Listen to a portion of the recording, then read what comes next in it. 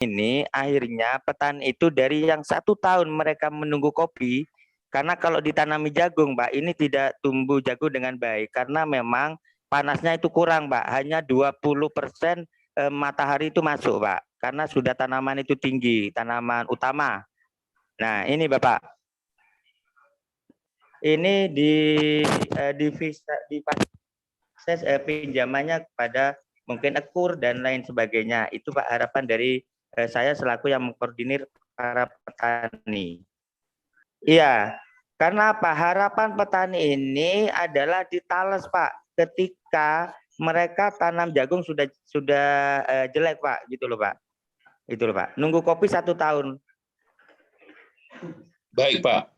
Nah, saya ingin bertanya ke Bapak, atau kita semua ingin bertanya ke Bapak, Baison. Pada saat Bapak panen Tales Pratama, siapa yang menampung hasil panen tersebut? Ya, kami bekerja sama dengan PT Agrobisnis Nusantara yang menampung hasil dari hasil petani, Pak. Baik, Pak. Baik, Pak. Baik. Jadi PT Agro Nusantara itu bosnya siapa, Pak? Pak Subagja apa Pak Baison? Pak, di situ ada Pak Subagja dan ada beberapa orang, Pak. Jadi gini, Pak. Nanti kita mintakan bantuan dari Dirjen Tanaman Pangan atau Propak Tani membawa satu bank milik negara untuk menyelenggarakan apa yang kita namakan KUR sudah berjalan. Tapi ada satu lagi yang belum adalah resi gudang. Resi gudang itu adalah pada saat penyerahan barang kepada PT dan ada tanda terima dari gudang PT, dengan membawa bukti penyetoran ke gudang itu, petani bisa menerima pembayaran dari bank. Jadi sebanyak apapun nanti hasil dari petani dikirim ke gudang, gudang memberikan tanda terima atau resi, itu resinya dibawa ke bank, itu bank akan membayar. Nah, bagaimana hubungan bank dengan PT? Nah, itu diatur lagi perundingan antara bank dengan PT. Bagaimana nanti PT mengembalikan apa yang telah dibayarkan kepada petani. Dengan demikian, petani bisa dengan tenang melakukan pekerjaan di kebun, PT bisa dengan tenang melakukan bisnisnya, bank juga bisa dengan senang melakukan bisnis keuangannya.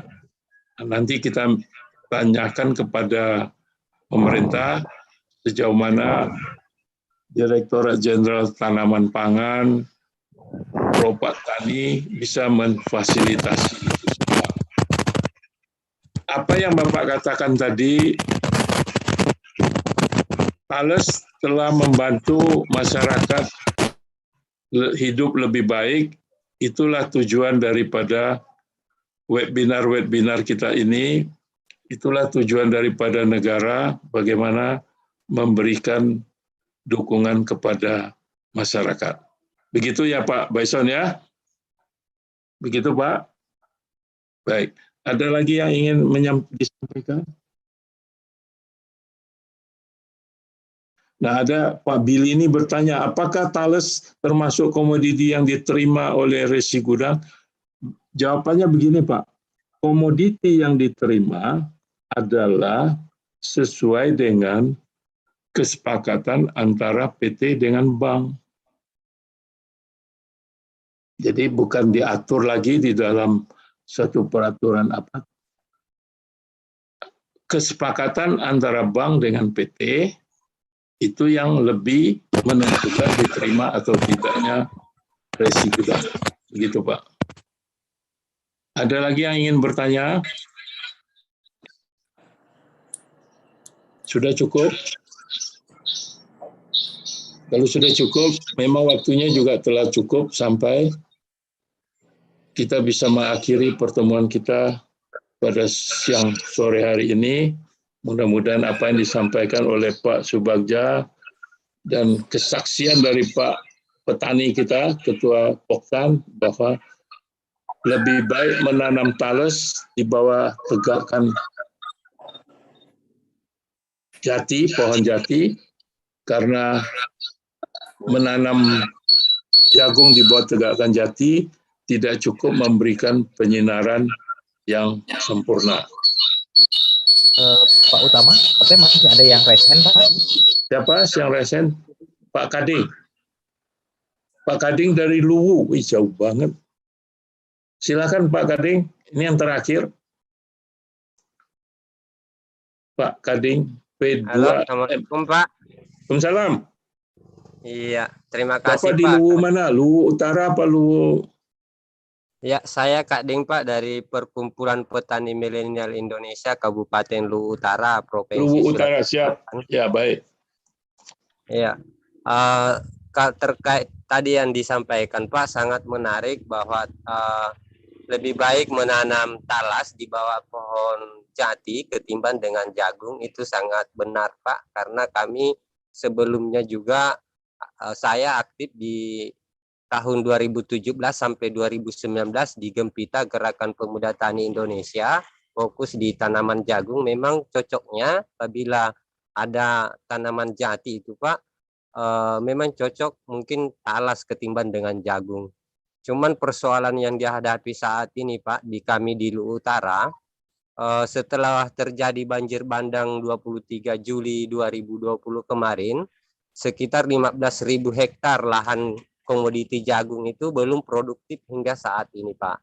Sehingga sangat jelas turun drastis produksi bila dilihat dari data BPS di tahun 2019 sampai 2020 dan 2021 saat ini Pak. Nah, kita berharap bagaimana supaya lahan-lahan produktif, lahan-lahan yang produktif sebelumnya tetapi setelah banjir bandang tidak produktif lagi ini bisa tidak dibantu mulai dari pemerintah pusat untuk mengadvokasi atau seperti apa sampai ke jajaran pemerintah provinsi atau sampai ke kabupaten Pak. Karena sangat jelas sekali ini berdampak baik secara ekonomi bagi masyarakat, terlebih lagi pasca pandemi ini Pak, sangat terasa sekali apa yang dirasakan oleh petani saat ini. Ditambah lagi Pak dengan naiknya bahan-bahan softprodi lainnya seperti pupuk dan fungisida, herbisida itu sangat membuat petani tidak berkeadilan gitu dengan harga jagung yang saat ini Pak. Jadi harga jagung di Luwu Utara per hari ini Pak itu 4.700 per kilo dengan rendimen 12 sampai 19. Itu. Nah, cuman itu dia hambatan yang pertama adalah lahan yang terdampak banjir bandang kemarin ini Pak, sehingga banyak petani tidak melakukan budidaya jagung kembali. Itu saja Pak. Kemudian Baik. terkait dengan risi gudang di Luwu Utara ini Pak, baru Komoditi Padi yang mengelola risi gudang, itu pun belum berjalan maksimal Pak.